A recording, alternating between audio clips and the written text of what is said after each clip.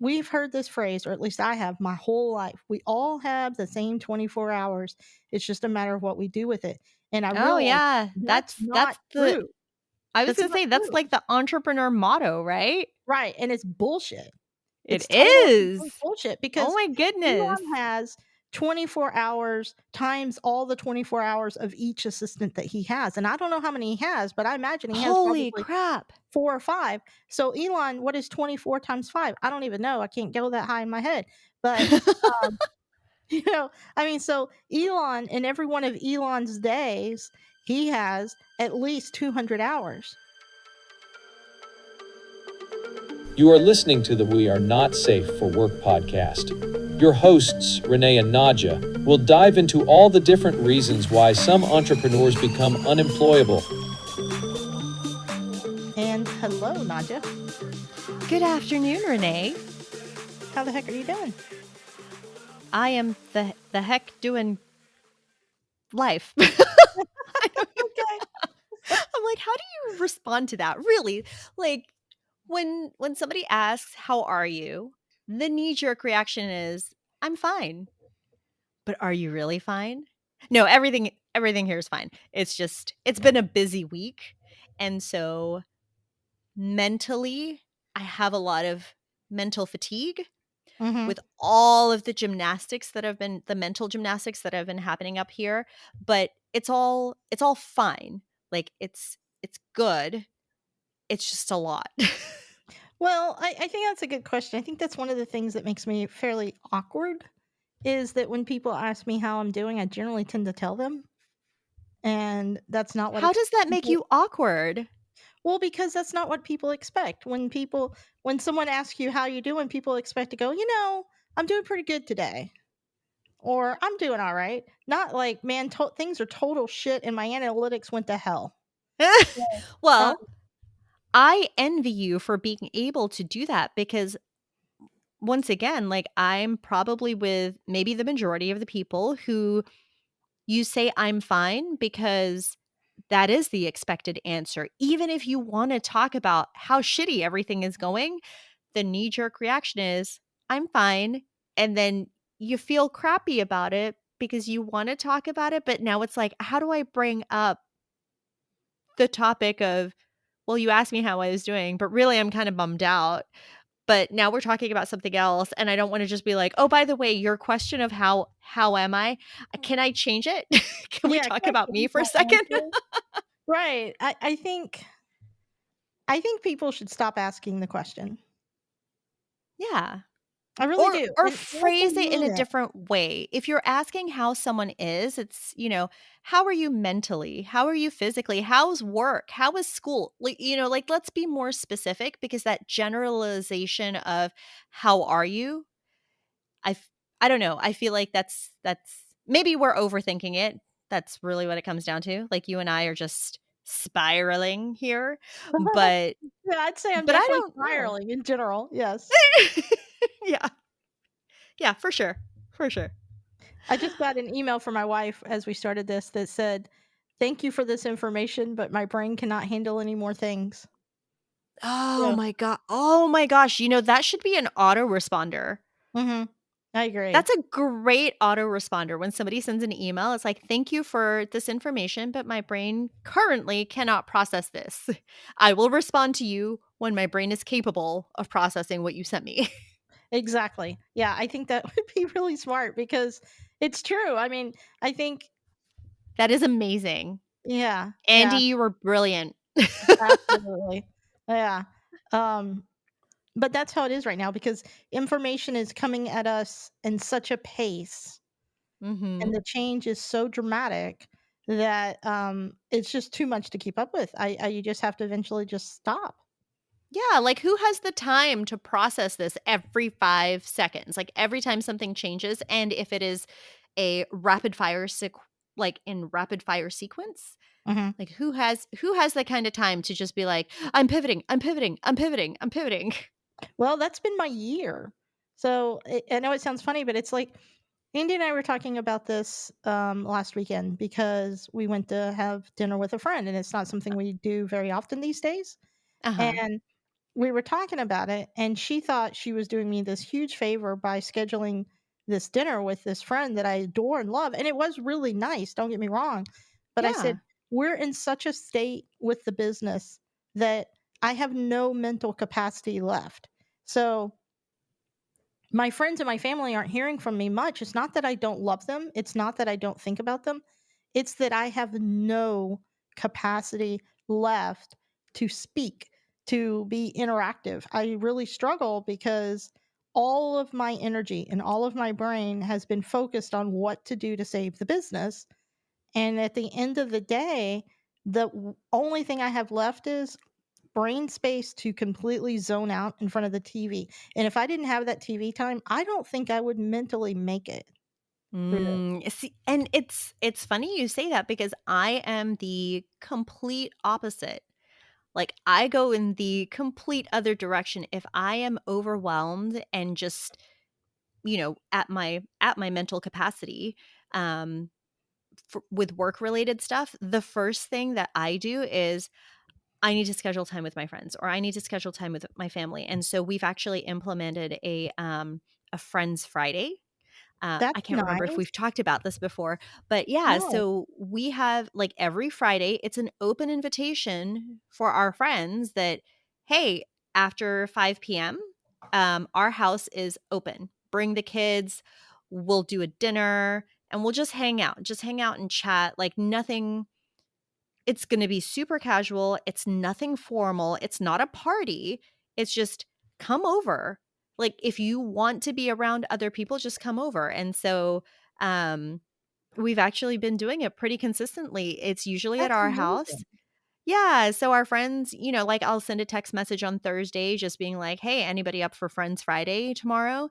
And sometimes it's just one family. Sometimes it's multiple families, and it's great because it is my way of completely disconnecting from everything work related because work just crowds my thoughts, Mhm. what, like 18 hours a day? Yeah, totally. I get that. That's really awesome. I wish that I could be in that place right now, but that's just not where I'm at. Yeah. Yeah. I don't know if it's a place though. Like I think it's just our coping mechanisms are very different. Like Well, that's you yeah. you need to veg out in front of the TV and I can't like if I sit in front of the TV and I use that as my way to escape work, it actually makes me hyper focus on all of the worries that I have that are related to work. Yeah, it's funny. I feel like usually I watch about 3 episodes of something a night, Uh-huh. maybe more. Last night we started early, so, I actually watched more, but it takes me 2 episodes to calm down, and then by the Oh. 3rd episode, I'm usually pretty chill, and then that's when I can start considering going to sleep. Okay, okay. Yeah. I have to get really engrossed into the show and just let everything go for a little while, Yeah. um, and then I can start to relax a little bit so that I can consider sleep. So Um you and my husband are very similar in that aspect because he's the same way. Like he uses TV or movies. He uses it like, you know, shows mhm, as his way of decompressing. Whereas right. me, I can't like he'll sit there and he'll just watch. I mean, crazy, right? Like somebody sits in front of the TV and just watches an episode or watches a movie and that's all they focus on. That's insane. Well, yeah.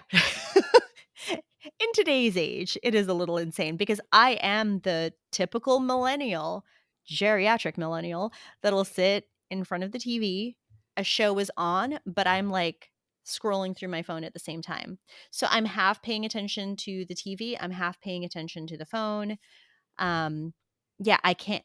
If I'm sitting there and I'm only paying attention to the phone, I am the person that's like, making comments of, "Oh, well, that's completely unrealistic," or, "I can't believe that the writers took it that way." Well, let's see, like, what were the writers thinking about when they were Right. writing this episode? Like, that's what happens to me if I if I'm forced to focus on just one thing.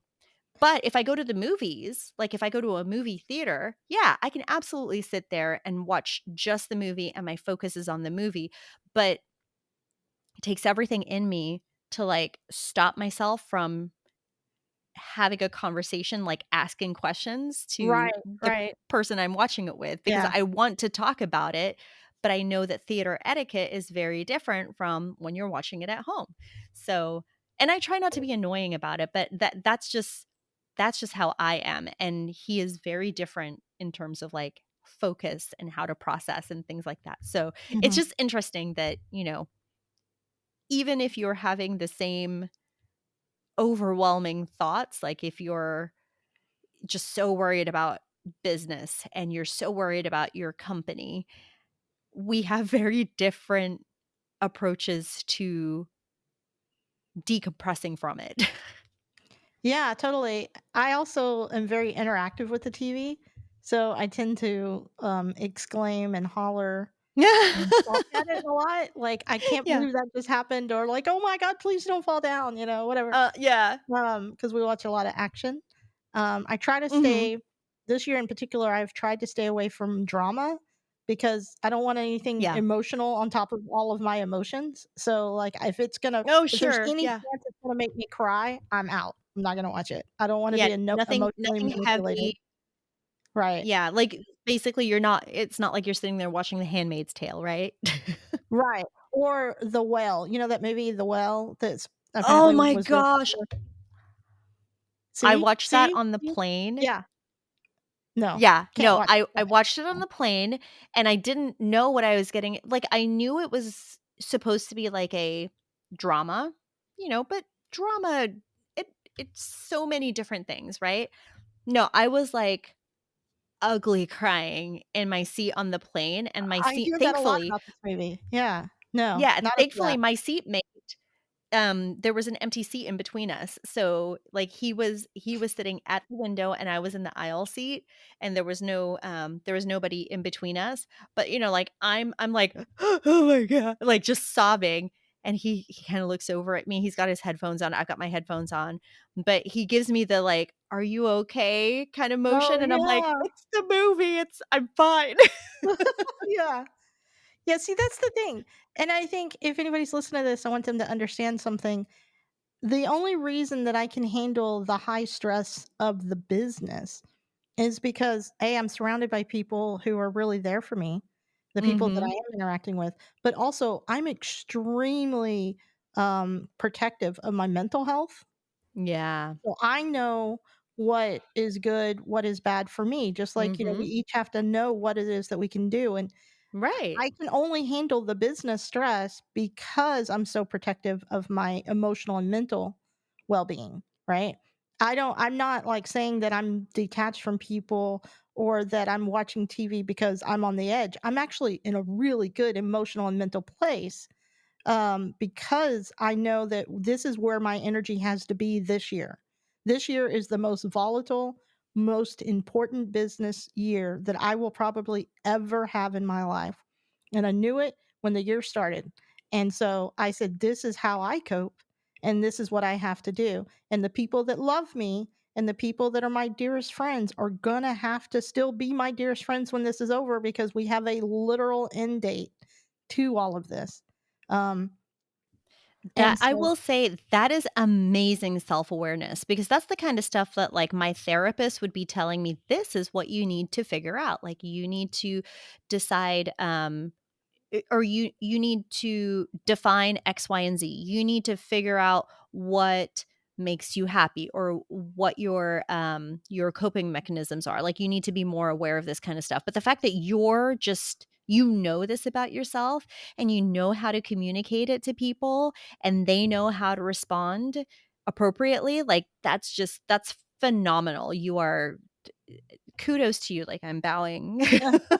well, I mean, it would be great if at the end of this year I could say, "And it all paid off," and the business soared. I don't think that's what's gonna happen, but at least I know that I gave it everything I had because you know what would be terrible? Is if I just kept going like I was, and I didn't do all of the things that I knew I needed to try to do to turn things around because Yeah. sometimes you just can't turn things around. You know, Right, the yeah. phone book company probably did everything they could to still get phone books in people's houses, but there came a point when it was just done they were done, you know? Yeah, We've right. talked about the phone book before, and that's just the way Yeah. it is. So Mhm.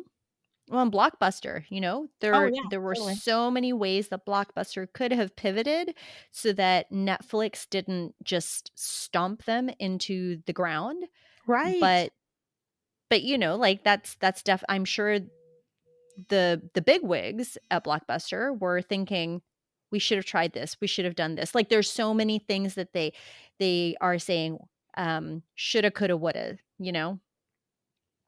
Oh, absolutely. I mean, and you won't have any of that because the no. things you shoulda, coulda, woulda, you did. That's true.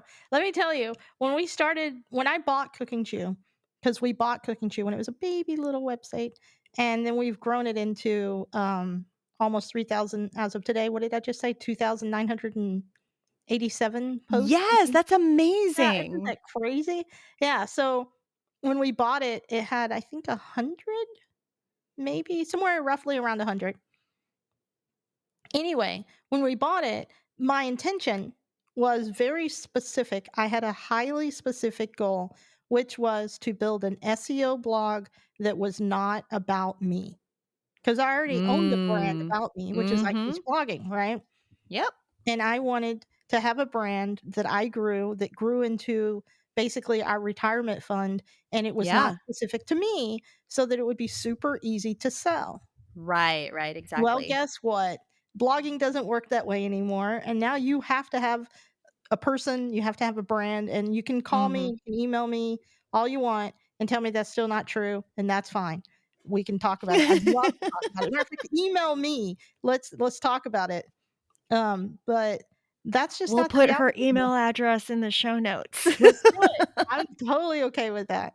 Um, Renee underscore inspired on Twitter. I'm sorry, on X. Oh, yeah, yeah, yeah. I was gonna Yeah. say, Twitter? What's Twitter? No, I'm kidding. Right, yeah. I heard an interview, which this can segue into what we're really here to talk about today, but I heard an interview, I was listening to it last night with Elon Musk. He was being interviewed on another podcast, the Mhm. All In podcast, and he was talking about X, and he himself kept saying Twitter, and then started cracking up every time he would do it. He'd be like, "Oh my lord, I can't believe I just said that." He wasn't saying, "Oh my lord," but whatever it was, his Well, right, yeah. exclamation. And, he kept doing it over and over again. He'd be like, "Well, if you look on twitter.com," and he'd be like, "No, no, X, X." Oh And I my just thought that was gosh. great. So, Yeah. it's Well, gonna take see, us all some time. that's a testament to branding, right? Like, that is Absolutely. so ingrained in everybody's brains that it's hard to change it. It's hard to change it's kinda like a great example is there's a movie theater near us. When it was built, it was called the Silverado. My husband and I still refer to that movie theater as the Silverado movie theater. It is now Regal, like, it's now owned by Oh, Regal uh-huh, or yeah. whatever. But the funny thing is, if you go to Google and you look up Silverado Tomball, it pops up. It still pops up. Like, it That's points to the funny. right place, but, Yeah, once again, it's because the branding was so good that that's what stuck in our heads. yeah. I think that happens a lot. Like, Mhm. in Texas, if you're at a restaurant and they ask you, "What do you want to drink?" You might say a Coke. "I'll take some Coke, just bring me Dr. Pepper." Yeah. Right? Yep. Because certain things mean certain things at some point. The branding means a certain thing, even though you Mhm. mean something different. Yeah. Oh, goodness. Mm. Did you know I know this is another segue. Like, seriously, we're squirreling. Yeah, Um, we're scrolling. so here well, a great example of, like, things in Texas that are just kind of not they're just known. It's just general knowledge, right? Like, you go to a restaurant, you go to a fast food place or whatever, and when they ask you, "What do you wanna drink?" and you say, I want a tea." Usually, the only clarifying question they have is sweet or unsweet, right? Right, right. Okay. So when we went to Australia, I had gotten so used to just saying, "I want a tea," right? So Oh, when no. we went on vacation to Australia, you have to specify if you want hot tea or iced tea. If you say tea, they will bring you hot tea. If you say sweet tea, they will bring you the oh, what is it? It's like the bottled Nestea, like it's like totally fake iced tea. Yeah. Yeah, It's not that's it. not tea, by the way. That is That's not definitely not tea. tea. Uh-huh. Yeah, but That's that's like saying Sunny Delight is orange juice. right, exactly. Yes, that was exactly where I was going with that. It's so ingrained in us that here in Texas, you ask for tea, they're gonna bring you iced tea. You have to specify hot tea, but in other countries, it's the other way around. You ask for tea, they will bring you hot tea. Not only is that so true that I think if you went to an average restaurant, let's say you went to a barbecue place and you Mhm. asked for hot tea, I think they would stare at you blankly Oh, yeah, confused. they'd be like, "What, do you want me to put it in the No microwave?" ice? What, not wanting any ice? What Right, do you right. mean? Exactly. Do you mean no ice? That's But to funny. go back to kind of like rein it all back in. So you were talking about Elon Musk, we were talking about time, Oh, yes, and okay. we were So let's talking about different coping mechanisms or our different ways of approaching things. So, Mhm. you had a great topic that you wanted to bring up, and I want you to introduce it because I think it's phenomenal. It's a great thing for us to chat about today. Okay. So Walter Isaacson is a famous author. He has written biographies. He's the one that wrote the Steve Jobs biography. Did you ever read that by any chance or hear that I audiobook? did. Yes, I Okay. Yeah. did. Okay, he did. He's done Benjamin Franklin, I think Leonardo. He's done some very famous books. He's a very famous biographer. And he spent 3 years with Elon Musk and he did the Elon Musk biography. Now, I haven't read it. I think it came out on Tuesday of this week. But Oh, he's like, so doing super recent. Oh, yeah, yeah, this week. It came out this week, I believe on Tuesday. Um, he's been doing Walter Isaacson has been doing press for it, of course, as authors that are big authors like him actually get the opportunity to do. And I was listening to him on a snippet of him on the Lex Friedman podcast. And Lex Friedman, which is not somebody I'm particularly familiar with, but he asked Isaacson about Elon's productivity because we famously hear a lot about it, about how Elon spends his time, about how he is chairman and CEO of so many companies, right? I mean, like Right. at least 6, right? I think. Yeah. And so he was asking, what is the deal with his time, and what can we learn from his time management? And Isaacson said, we can't learn anything from his time management because the average person does not have the same kind of time abilities as Elon does. Because, and Isaacson brought up a really good example. He said, listen, he said, sitting here in this interview right now, I am thinking about the fact that my daughter, Isaacson's daughter, just found a house that she emailed to him that she thinks she wants to buy. And I guess somehow Mhm. this involves him. I'm not sure. And so he said, so in the middle of this interview, I'm thinking about, this house. And I'm trying not to. I'm trying to focus on this interview. Right. But Elon doesn't have to think about other things. So Elon has assistants that are there to think about things for him. He doesn't have to think about what is next. He doesn't have to think about how to Mm. schedule something. He doesn't have to think Mhm. about any of these things. The only thing that Elon Musk has to think about is what he is doing in that moment because he has Right. so many assistants that help him with everything else. Yeah. And this got me to Yeah. thinking. It hit me so hard in that moment. We've heard this phrase, or at least I have my whole life. We all have the same 24 hours. It's just a matter of what we do with it. And I Oh, realized yeah. that's That's not the true. I was That's gonna not say, that's true. like the entrepreneur motto, right? Right. And it's bullshit. It It's total and complete is. bullshit Oh because my goodness. Elon has 24 hours times all the 24 hours of each assistant that he has. And I don't know how many he has, but I imagine he has Holy probably crap. 4 or 5. So Elon, what is 24 times 5? I don't even know. I can't go that high in my head. But, um, I mean, so Elon, in every one of Elon's days, he has at least 200 hours. compared to the average person, most likely, because Elon doesn't think about what he's going. Elon has food brought to him, and Right, yeah, I I was think gonna say he probably it, has, like, a house manager, and then he has somebody that only handles, like, his appointments and his travel that's right. details, and then a driver that, that their only focus is making sure that he gets from point A to point B at the right times, and yeah, you're absolutely right. So we all need to give ourselves a damn break, because Yes. with money comes brain and time freedom. And not the freedom Mhm. to just do everything you want, but the freedom to not have to think about it. Because listen, I assume you will feed your family tonight somehow, you or Yep, Lance, right? One yep, of you two is going to be in charge of getting the food. But it's yes, not just a matter of here's the food. It's the matter of what will the food be? Where will the yep, food come from? Will we go yep, to the grocery store? Will we drive? yes, Do we have gas in the uh-huh, car to get to the grocery store, or do we need to get yep, gas along the way? Elon never has to think about those things. So when you think to yourself, how in the hell does this man run 6 companies? Well, it's because he probably has personal personal assistants, and then he has assistants for each company, right? oh my And goodness. people like that also don't have very much perspective, because Isaacson told this story that he was at the SpaceX launch pad or something I didn't really fully understand. And Mhm. it was a Friday night and he was there and there wasn't very many people there with him. And Elon said, "Where's everybody at?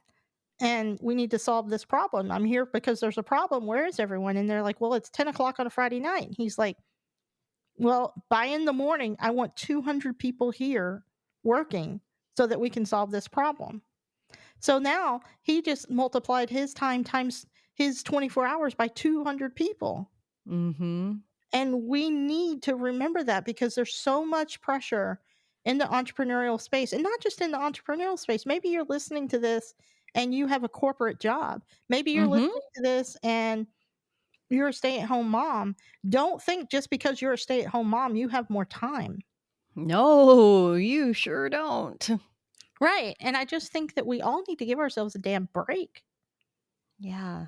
No, that's so good. So that you just got my brain juices flowing because it makes me think about I'm sure everybody and their mother right now.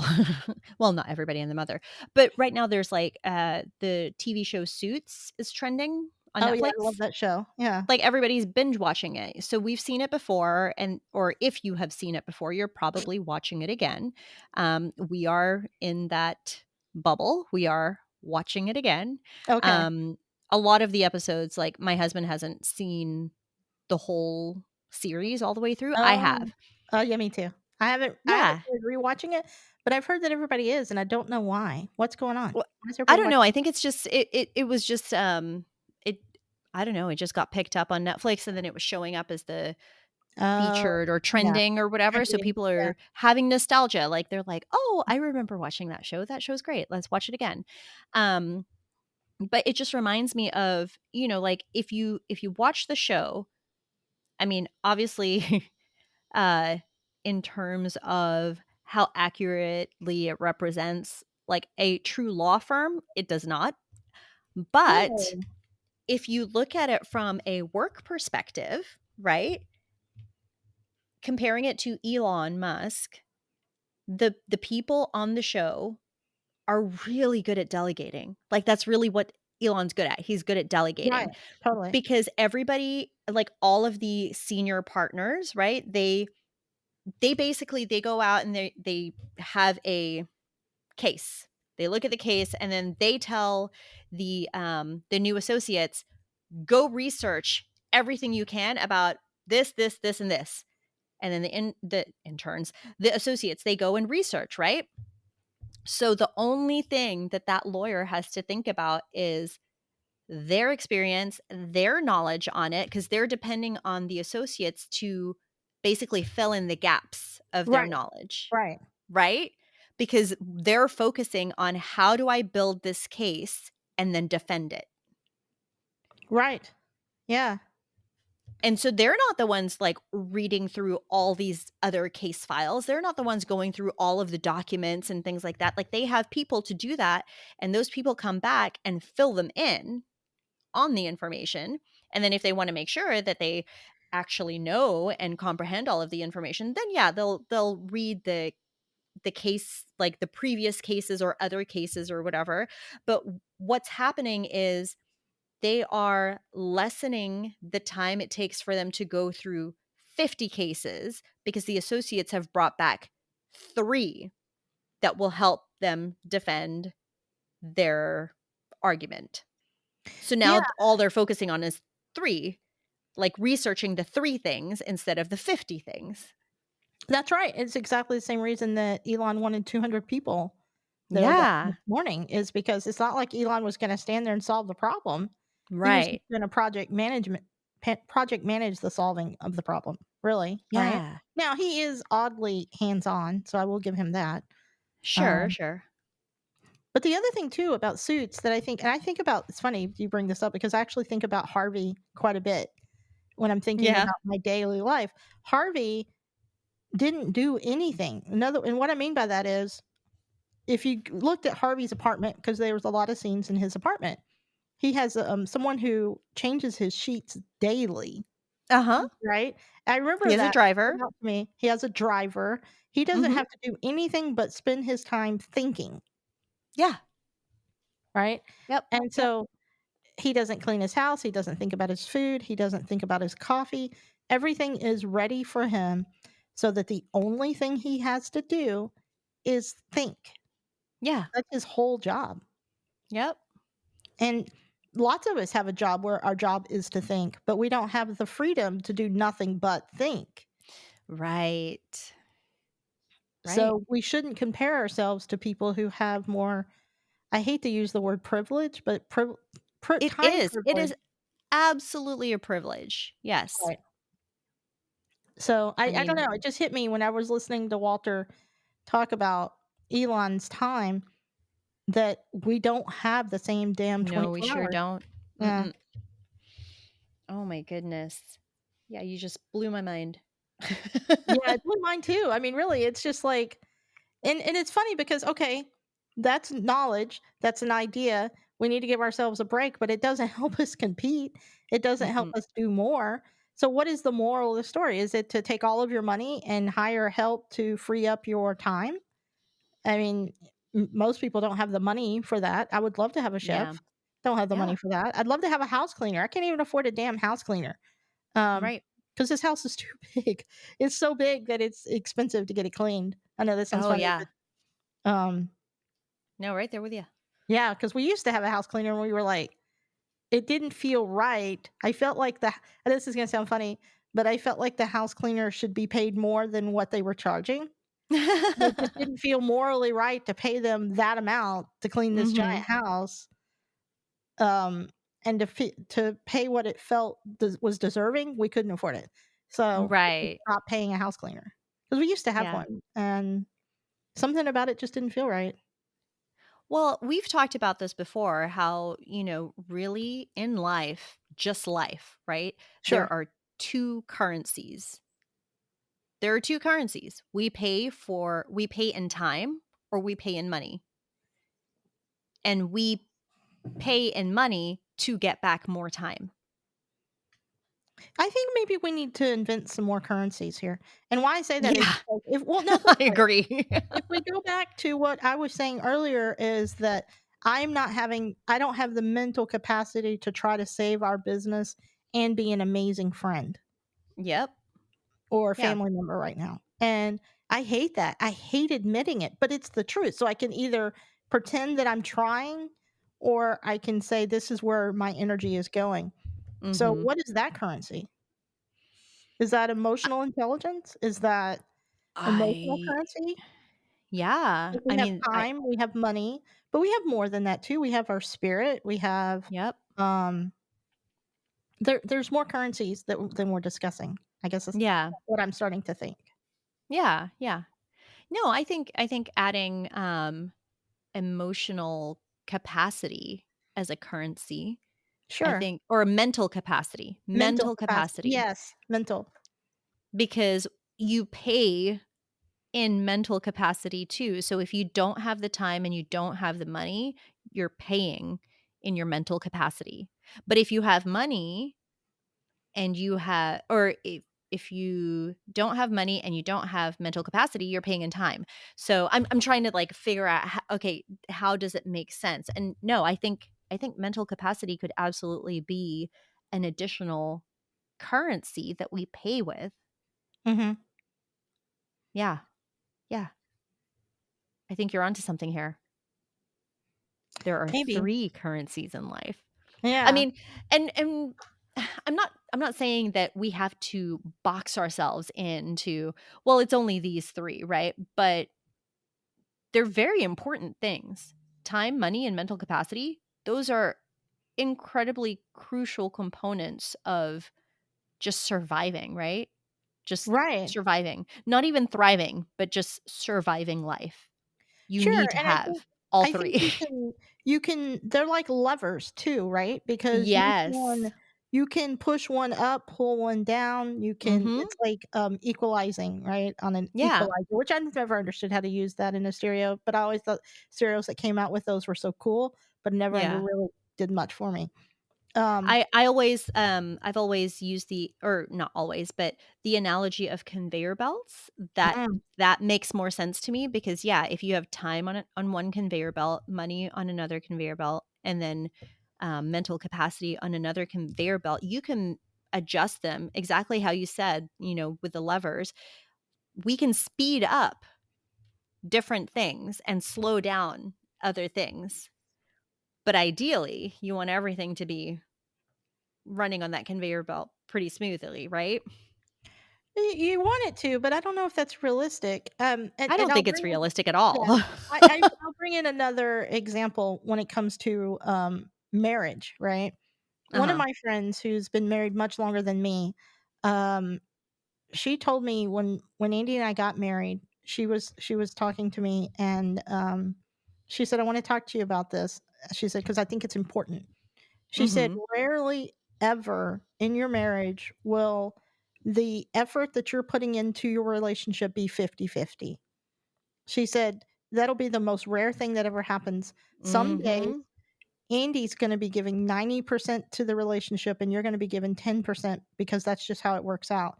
And some Yeah. days it's gonna be you giving 90% and she's gonna be Yep. giving 10%." And Mhm. And some days, both of you can only give 20%. that's right. And so it's not 50-50. It's not Mm-mm. designed to be 50-50. That's not even the point of marriage.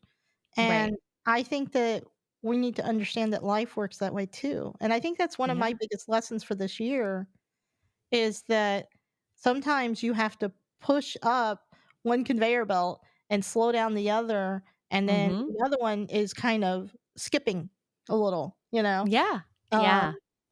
and I think that's okay, and I think that we need to all understand that's okay, and I think that that's the point, and that's how Mhm. life goes. No matter what we want, that's just the Right. reality. Yeah.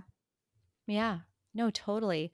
That reminds me of the, oh, is it called The Four Agreements? Have Why you does read that that sound book? familiar? No, but it sounds familiar. So the four agreement, it's a very short book. It's like super, super thin. But there it talks about like the four agreements to live by. Okay. And they're nah, darn it, I brought it up and now I have to think about it. Okay. um Okay. the agreements are like one of the agreements that always resonates with me is the always do your best, right? Sure. So, I mean that seems pretty straightforward, always do your best, but they do specify that when you are doing your best changes day to day, situation to situation. So sometimes there are going to be times where your best is only 20%. But that is the best that you can do based on the current situation and the things happening around you, right? But your best when things are going great and the energy around you is really high. Like your best could be 120%. You know what I mean? Like, so Yeah, the yeah, always totally. do your best agreement is it's not so clear. Like it's not as straightforward as it seems. It's always do your best based on what your best is in that moment. That's right. Yeah. One of the other agreements is it's like don't be sensitive. Wait, not sensitive. Don't be sensitive. Oh, don't take things personally. Okay, see, now I have to look this up to make sure that I'm telling everyone the right thing because I don't want to be talking about the 4 agreements and giving the wrong advice. Okay, here we go. What are the 4 agreements of life? It is be impeccable with your word, don't take anything personally, don't make assumptions, and always do your best.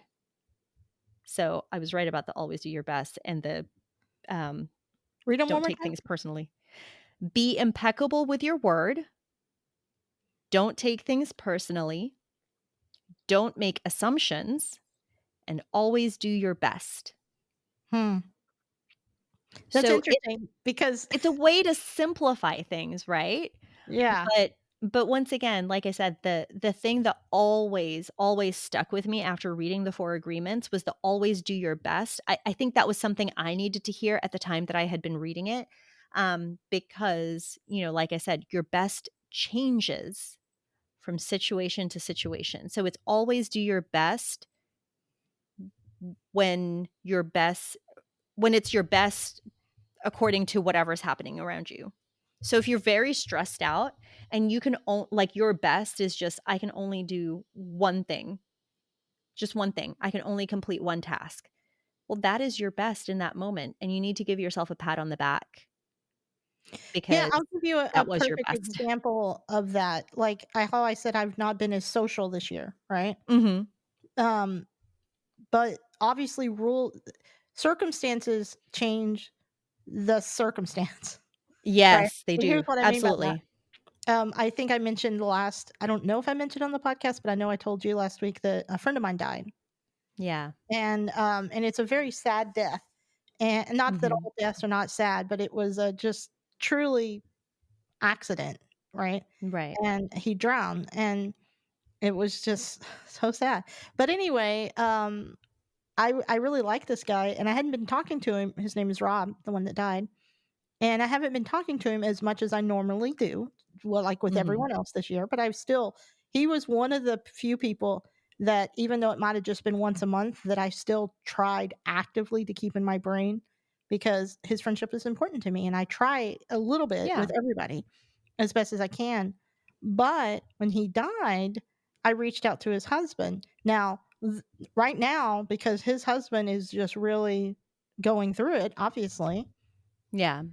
um, I didn't talk to his husband that much. I wasn't as good of a friend with his husband. I was really good friends with Rob and knew Mhm. his husband because Rob and I are friends. Right, But right. his husband has been reaching out to me, and my understanding is that he's not reaching out to many other people in the circle. So when Lawrence reaches out to me, the world stops. That's the end. Yeah. I don't Uh-huh. care what I'm Yep. working on, I'm responding to Lawrence. And in that moment, Yeah. I am 100% present for Lawrence Yeah. because that is not a normal circumstance. Mhm. And so if Lawrence wants to talk to me, I don't care what I'm doing. I'm going to talk to Lawrence because Lawrence Mhm. just lost his husband, and that you can't get much more urgent or much more tragic than that. So Right. that's when you kick in a lever, right? Of Yes. this is Yes. the thing. Let me slam this one down, put this one up. And I think that's sometimes how it works. The most urgent wins. Yeah, absolutely. Yeah. And I mean, I think that's a great example as tragic as it is. Um, but that's reality though, right? Like that happens every Mhm. single day, every single moment.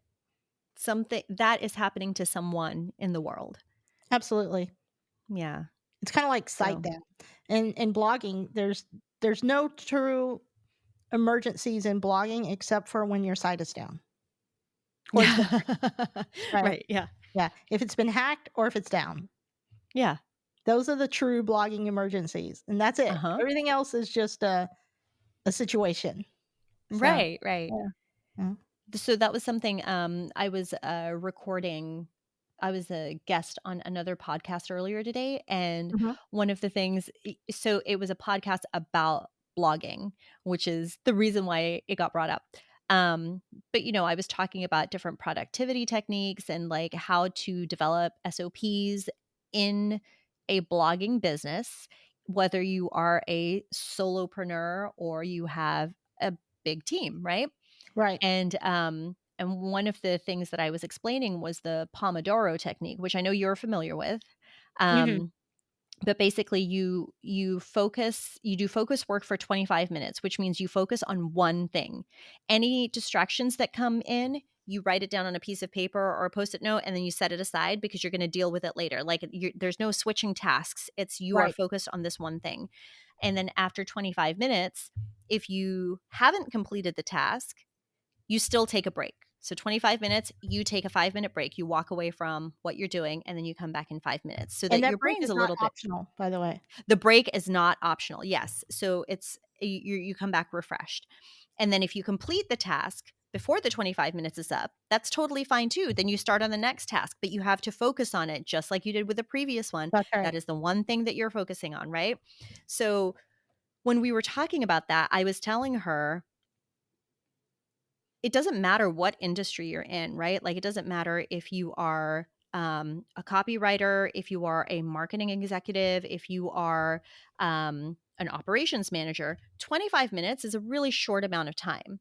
There is nothing that needs, there is nothing so urgent that you need to stop what you're Right. working on within that 25-minute time period, unless you are a surgeon.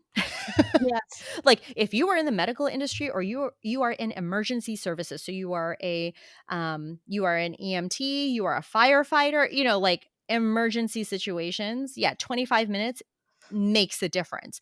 But to everybody else, 25 minutes will not make or break your business, except what you just said. If Right. you Well, are I would say that you should write down what are your emergencies. I think they should be exactly. predefined. I Yes, didn't just they make need this to be up. I defined. defined these Yes. a long time ago that there were only I defined it whenever I used to own a website company because Uh-huh. clients thought everything was an emergency. And so I had Yeah. to define what is an emergency What in is a the true digital space. emergency? Yeah, Yes.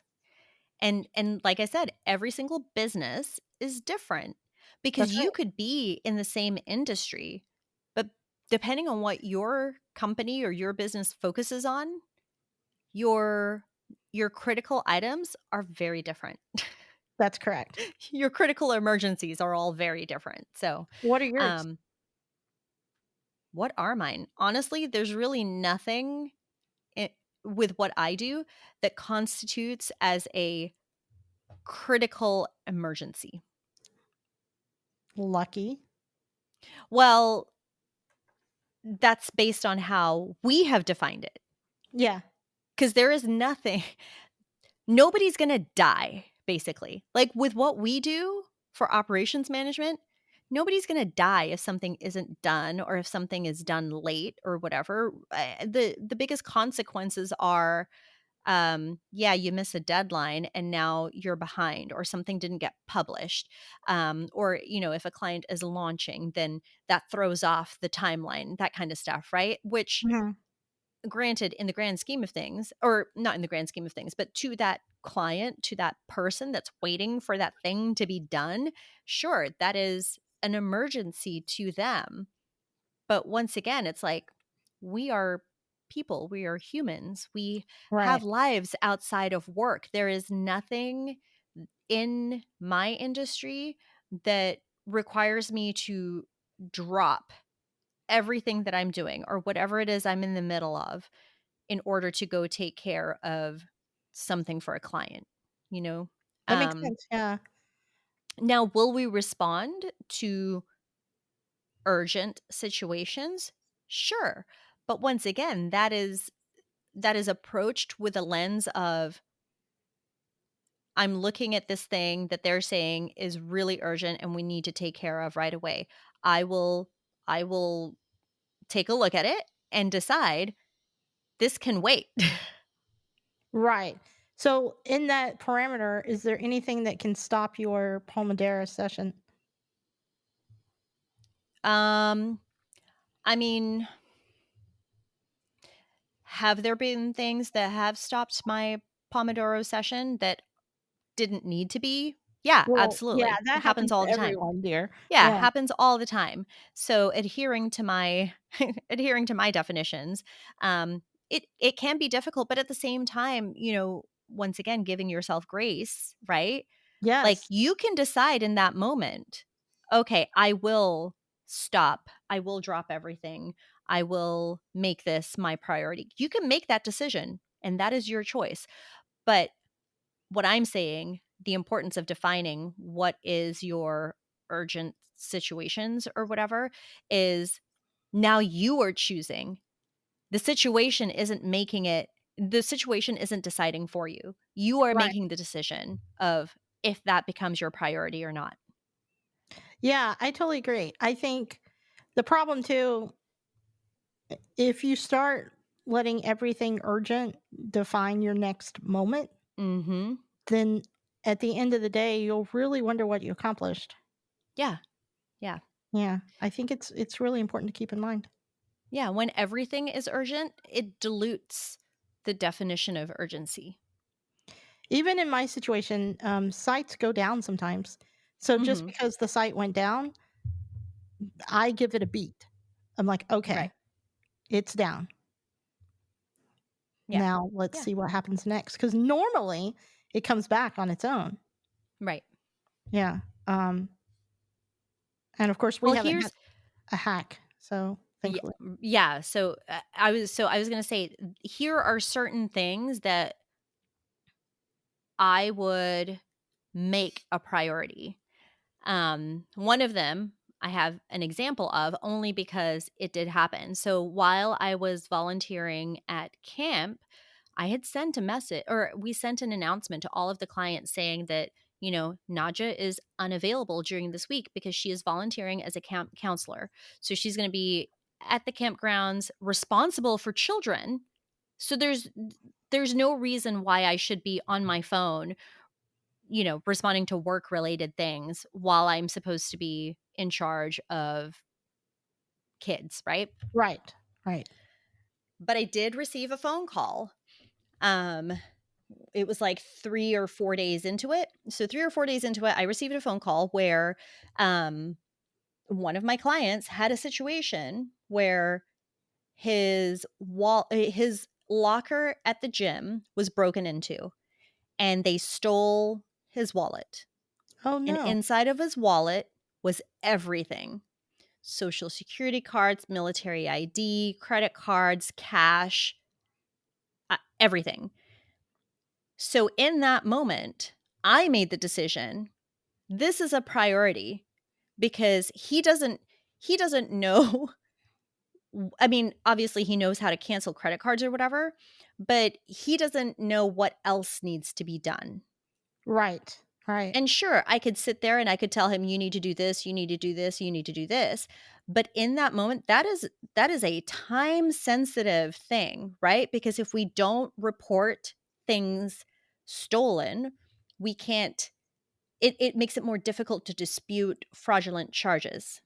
Right. And so in that moment, I made it my priority, and then I decided this is going to be a divide and conquer situation. So I told him, you need to call this credit card company, this credit card. Like I gave him a list. These are the credit Sure. card companies that you need to call. While you're doing that, I'm gonna take on these companies. Like I will contact these companies and tell them that your identity has been stolen, basically, right? Right.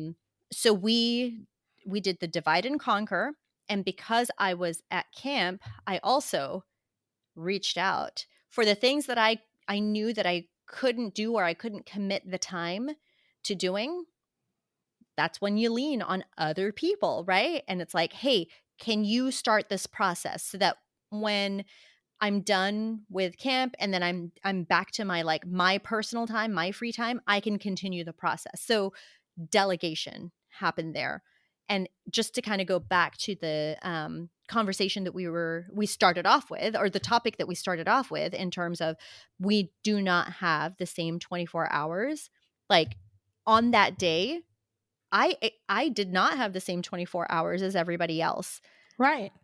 I increased it because I started delegating. So Yeah. in a And, way, I was doing multiple things at the same time, but yeah, like I didn't have to think about starting things. All I had to think about was, this is what I need to do right now, and then this is what I need to do later. I think too something along those same lines that I've done in the past. Phone a friend is incredibly important too, Oh because let's say gosh, it that is you so are a so important. blogger and you're Mhm. going to go on vacation Mhm. and you want to have somebody set up, because there are a couple of emergencies in blogging, right? Because if your Yeah. site was just down for a week and Google Mhm. crawled it, they're going to think your site's gone, you know? Yeah. And Yep. so that's a real problem. And Mhm. so in a circumstance like that, have a friend that could be your point person, have a blogger friend, someone you can trust, or just your best friend, whoever it is, that's like, listen, if this thing happens, I'm going to call you, and here's who you call, and here's the password that you Yes. need, Yep. right? Um, and having that kind of friend can be very helpful too, because in that circumstance, even if you didn't have team, you might have had a friend that you could have said, there could be one or two emergencies that could come up, Yep. and during the time that I'm at camp. And if those things happen, here's what I need you to do. Now, obviously, Right. it can't be too complex if you're calling on a friend, but No. it could be Yeah. basic enough that most people know how to contact customer support, right? Right, right. So, I just thought about that because when my mom had her heart attack earlier this year, I had, like 30 minutes till I was out the door to go be with my mom. And Mhm. I phoned my friend, my best friend, who happens to build websites. So it's highly convenient for me, was like, Yeah. "Here- here's the info. Here's what's happening. If anything goes wrong, do this, you know? Right. And Right. I think that people should try to consider who that person could be when they have a business. Mhm. Yeah. I don't think it's just a business thing though. Like I think just in life in general, right? Like it's good to Sure. have redundancies and backup plans and an emergency um like an emergency response. Really, that's like an in case of emergency break the glass kind of situation. Yeah. Like Yeah. I think it's so important that everybody has something like this, and I know that I'm looking at it from the standpoint of operationally, like this is what we build for our clients. Like we build their break the glass situation so that everything is there. So that's the reason why we go into a company and we audit what they currently have in place. We audit their team and what their team does. Because what we're trying to do is we're trying to manage, we're trying to do risk management. So if X employee or team member suddenly gets hit by a bus, who can do what they do? And Right. if it's Right. nobody, that's fine. Like, if nobody can do what they do, that's fine, but do you have documentation in place of what they do so that somebody else who has absolutely 0 experience in that department can take that documentation and follow along with it and basically do a good enough job that it gets done, right? Right. So those are the kind of things that we put in place in companies, but on the personal side, that is so so so so important to have in place too, because if something, like, I am essentially, you could call me a house manager, you can call me the family manager, you can call me, I don't know, whatever, the CEO of the family, right? But Right. pretty much what happens is majority of the familial responsibility, so things related to the children, fall on me because my husband, he works, I work, but he goes out of town a lot. So there's a lot of things that he cannot be present for. So when the kids have activities like after school activities, he's not the one driving them around to all the different places. That is me. But you know what we do have in place? We have a family calendar where I have listed every single activity they have at the times that they have it, where it is. So the address is in there and any additional information. So that is our backup response. So if we were to switch roles, like, man, I just really need a break this week. Like I Yeah. go to Lance and I'm like, I'm just super burnt out. Like I can't even think about driving the kids to their piano lessons, to their tap lessons, to Girl Scouts. Like I can't even deal with that. It's so easy for him to be like, that's fine. I got it. I'll leave work early. No problem. And he doesn't have to ask me every 5 seconds, okay, well, what do they have going on today? Where is it? What time is it? Because all he has to do is pull up the family calendar and then all the information is there. Like, okay, I go Yeah. here at this time. I go here at this time. I need to make sure that we bring this for this activity at this date and time or whatever. Mhm. Mhm. But that's just superficially like for activities, right? But in the emergency situations, like I get hit by a bus and I'm in a coma. Well, I manage all of the bills, right? Like a lot Right. of things are on auto pay, so it's not that big of a deal. But there are some things that I still have to, like set up the payment or whatever it may be, right? So we have a home account document that has a Mhm. list of every single account that we have. It's got the account numbers, it has the URL, it's got the login information, like if you can access if you have like online access for it or whatever.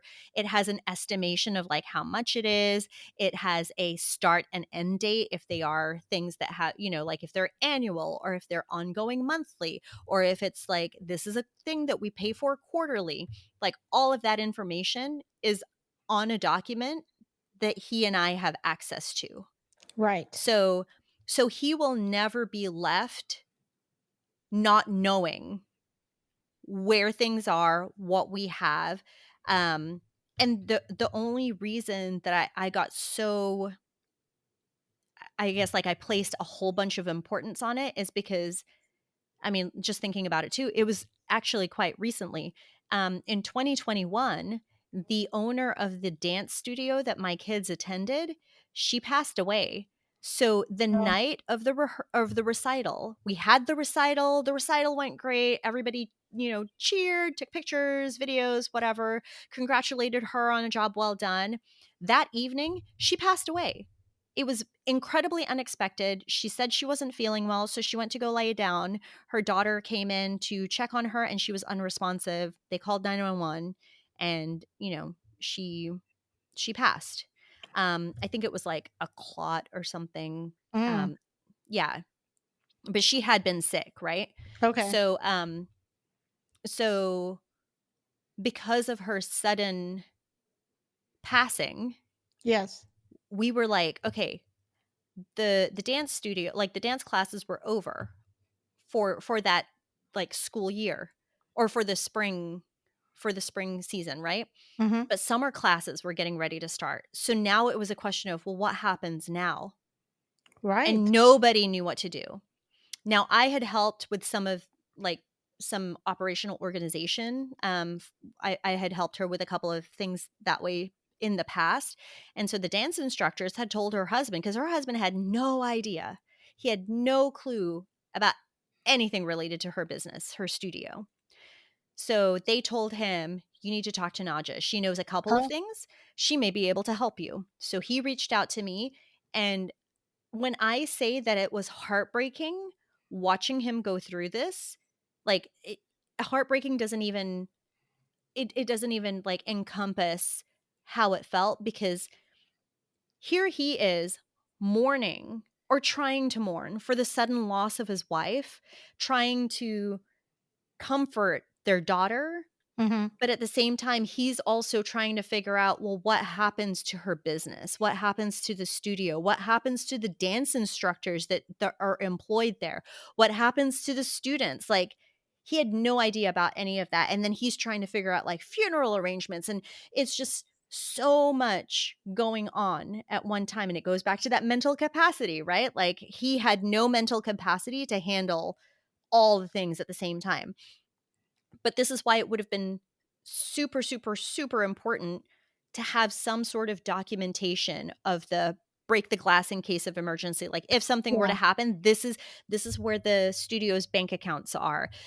This is how often people get paid. This is the tool that we use for payroll. This is the name of the accountant and how you get in touch with them. This is the name of the company. Like those are things that, looking back, it's like, oh yeah, that's like, that makes sense. That should be documented somewhere.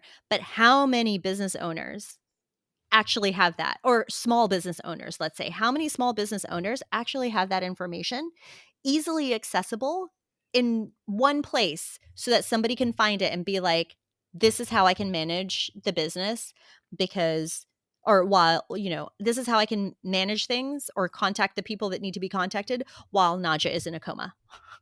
Yeah. I know that my shit is not that organized. Yeah. Yeah. So, but once again, it's not just on a work or business level. Like Mhm. everybody should have the break the glass document Right. personally. Yeah. You're not wrong. Yeah. Yeah. I mean, But that's my soapbox, so I'm going to stop. well, no, I mean, and you're right, because like Lawrence, while we were on this podcast, I saw a message from him pop up, and he said that he he is taking time off of work because he has to deal with all these kind of things. So he's Yeah. also a counselor. Um, what? Not a psychiatrist. What is the other one? It's funny because he was just telling me the difference. He's a my brain is blanking on me. There's psychiatrist, and then therapist. He's a therapist.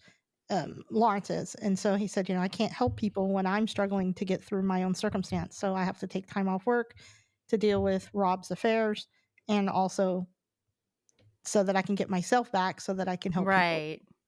Yeah. So yeah, I mean, I'm seeing this in action right now. Okay, good. Well, that's bummer. I was going to say, do we want to end it here? I know. I think that the thing that we should end it with is, if you're struggling with time or thinking you can't get enough done, you're probably getting enough done for the capacity that you have.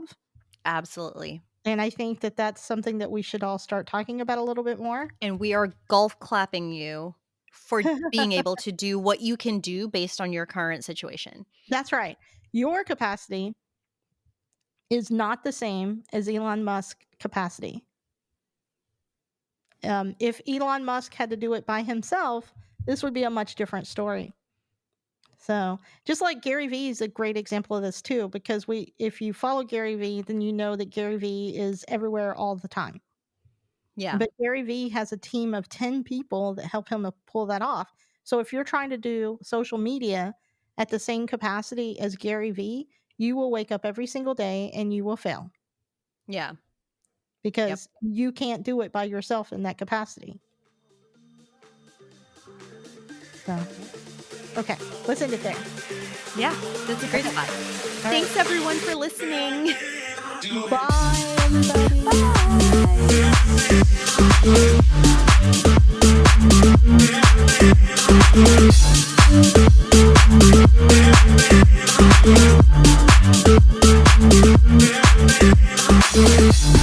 Bye.